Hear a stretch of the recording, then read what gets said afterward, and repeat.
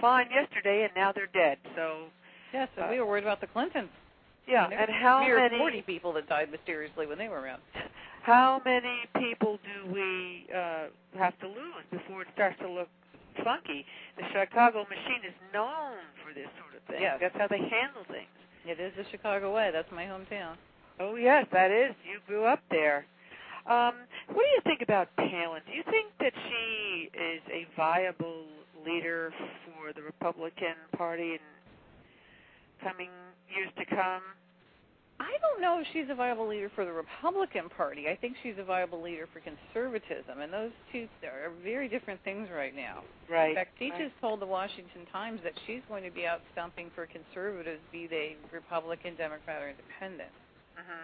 And, the way the Republican Party has gone, all I can say is good for her. Because she's going to go back to the core principles, Reagan conservatism, and forget about who the hacks are on one side or the other. And I suspect she may end up peeling off some conservative Democrats who are already terrified of Obama. They had to go home over 4th of July weekend and explain things like a second stimulus and cap and trade and what that was all about. And I think a lot of them got big earfuls. And I think he's frankly scaring the daylights out of these people that have to run for re-election in 2010. Yeah.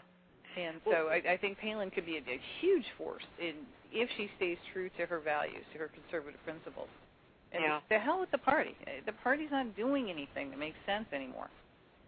That's true. They gave us John McCain. This is the best we could come up with, a country of 300 million people. Yeah. Well, again, there are a lot of theories about that, too, and I think both parties are kind of have their strings pulled by some of the larger entities. Oh, absolutely. And so, in my view, it comes down to, okay, we'll let the Democrats win this time. We'll put our candidate up as a Democrat. Next time, we'll put our candidate up as a Republican. And I've just become so cynical as a result of watching this stuff go on, and right. especially with all the corruption that I witnessed during this last campaign. It seemed obvious to me that it's just business as usual through the Chicago thuggery. Very much so, in a very grand scale and a very well-financed scale. Yeah, absolutely. Hugely McCain never had a chance. No, he didn't. He was just a sacrificial lamb. And at this point, we have a large constitutional movement. We are trying, many of us, to remind people that we have a constitution. It's just fine the way it is, and that we need to stick to it. And so I have someone asking us if we can look to her to bring the constitutionalists forward and get Pelosi out. Because Pelosi comes from a very small district in San Francisco, and she's very well funded. And I can't imagine anyone out there re-electing her.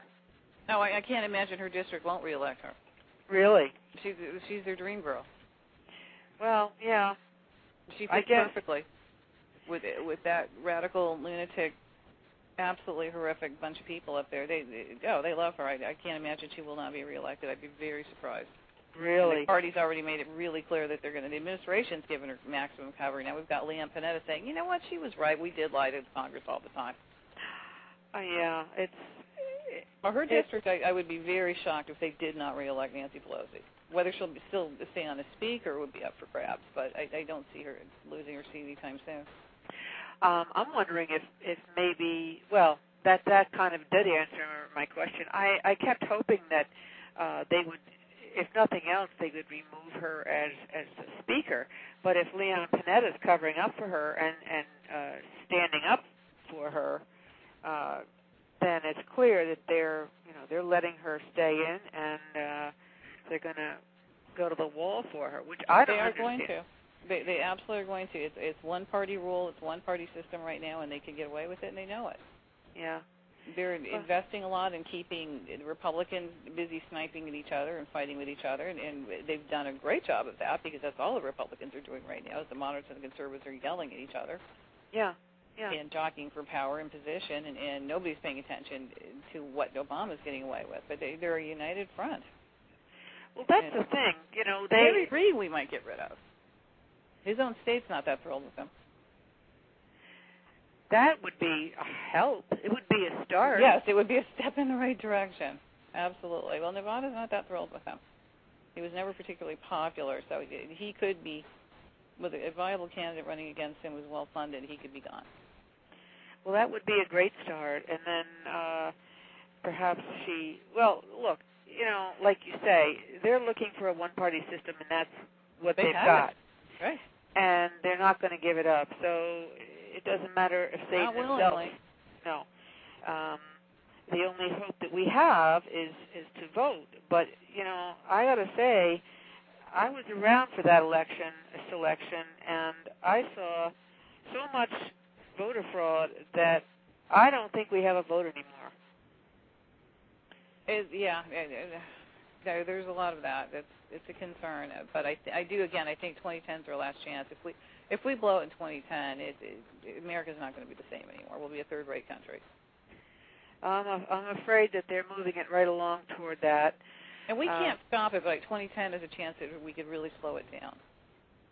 If we can get a majority. And I don't mean Republicans that behave like the bunch of rhinos we have now. I mean real committed, conservative, strong-willed people.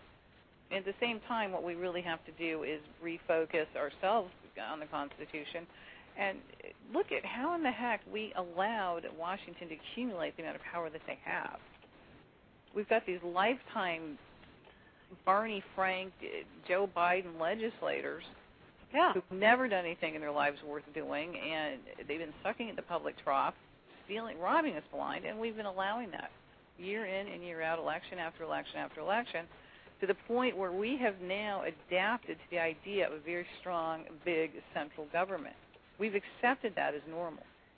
That's where we got into trouble. Right, and this is where the constitutionalists come in. If people really knew what the Constitution said and the reasons it said what it says, we would not be in half of it. Or I don't think they teach that anymore. No, they don't. No, it gets in their way. I mean, I think if there was one issue to isolate and really work hard for, my recommendation would be term limits.